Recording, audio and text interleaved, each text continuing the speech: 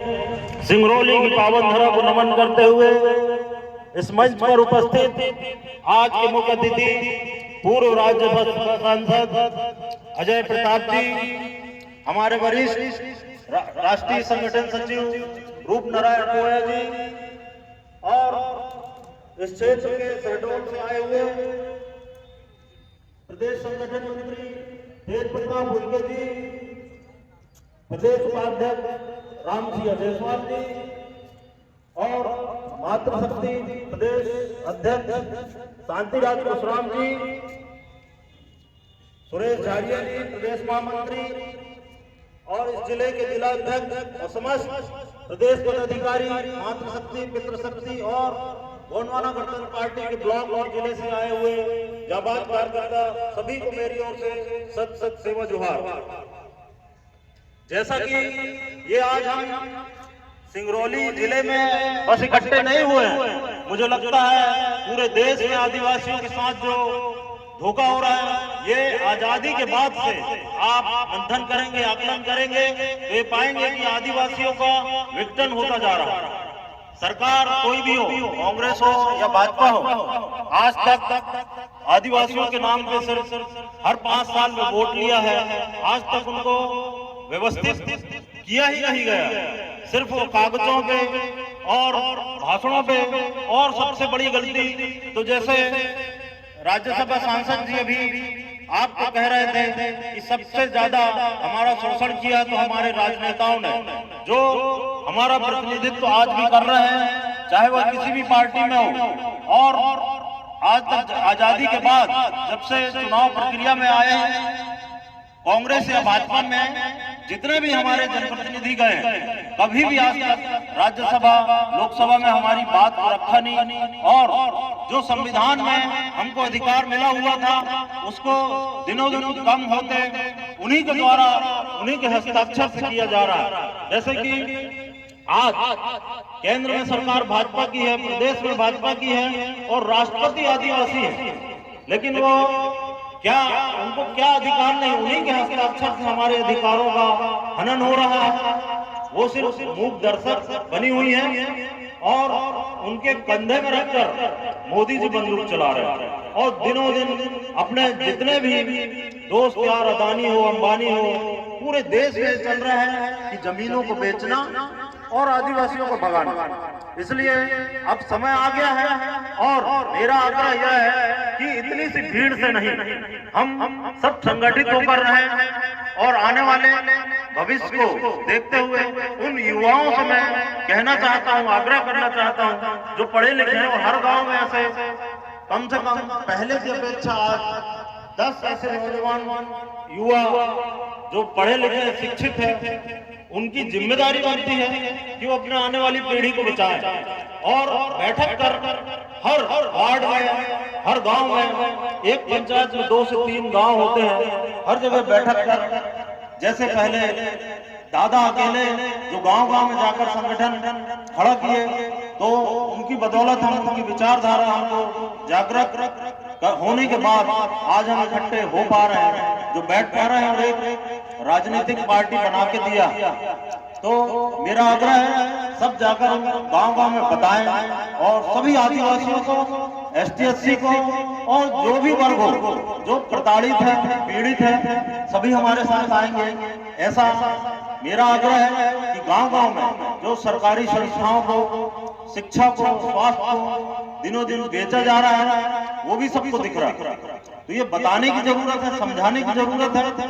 जो पहले अनएजुकेटेड थे लोग, लेकिन ये पढ़े लिखे लोगों की जिम्मेदारी और जो सर्विस क्लास लोग हैं उनकी भी ज्यादा जिम्मेदारी है। जो इस समाज से आते हैं उनको भी बताना चाहिए, लेकिन वो भी आज कांग्रेस या भाजपा में जुड़े हुए हैं। तो मेरा इस मंच के माध्यम से उन सभी से आग्रह है कि वो हमारे समाज को बचाना चाहते हैं तो वो बैठक कर संगठित रहने की सलाह दें। और गोंडवाना गणतंत्र पार्टी एक ऐसी राजनीतिक पार्टी है, पूरे देश में कहीं भी अन्याय, अत्याचार, चाहे वो किसी भी वर्ग से हो, हम हमेशा तत्पर रहते हैं, रोड पे आते हैं, चाहे प्रशासन से, शासन से, किसी से भी लड़ना पड़े लड़ते हैं। वो आपको दिख ही रहा होगा सोशल मीडिया के माध्यम से कि हम हर रोज हमारे हर जिले में कोई ना कोई कार्यक्रम होते हैं तो सिर्फ अधिकारों के लिए, अन्याय अत्याचार के लिए। तो क्या हम संघर्ष करेंगे तभी हमको आजादी मिलेगी या अन्याय अत्याचार के खिलाफ हमारी सुनवाई होगी? तो मुझे लगता है आज 80 साल आजादी के हो गए, हम आज भी आजाद नहीं हुए। और दिनों दिन पहले आपने देखा होगा आदिवासी समाज, हमारे बुजुर्ग कान में उतरना और चांदी सोना से लदे हुए हमारे पूर्वज, महिलाएं, हमारे दादा दादी पहना करते थे। और हमारे जनप्रतिनिधि जब चुनाव के टाइम पे आते हैं तो हमारा विकास बताते हैं। आप खुद मंथन करें, आज तक इन 80 सालों में क्या हमारा विकास हुआ है कि विनाश हुआ? जमीनें छिन रही हैं, सोना चांदी छिन गया, हमारे पास बचा क्या? अब ना तो अच्छे से खेती हो पा रही है, ना इनके पास कोई प्रोग्राम है। तो आपसे मेरा आग्रह है, जब भी कोई जो विधायक सांसद बने रिजर्वेशन के कारण जुड़े हैं, सबसे बड़ी गलती उनकी है। उन नेताओं को किसी गांव में घुसने ना दें। 2028 में ऐसा प्रोग्राम बनाएं कि आप एक बार गोंडवाना गणतंत्र पार्टी को सहयोग करके देखें, जिता के देखें, क्योंकि 80 साल से तो सबको देखा है, एक बार गोंडवाना गणतंत्र पार्टी को भी देखें। और मुझे लगता है जितने बैठे हैं ये तो गोंडवाना गणतंत्र पार्टी के समर्थक इसलिए आए हुए हैं। तो आपकी ये जिम्मेदारी बनती है कि गांव-गांव जाकर और आप फैल के काम करें, सदस्यता प्रभारी बनाएं और अपने संगठन को मजबूत प्रदान करने में आप सहयोग करें, मेहनत करें।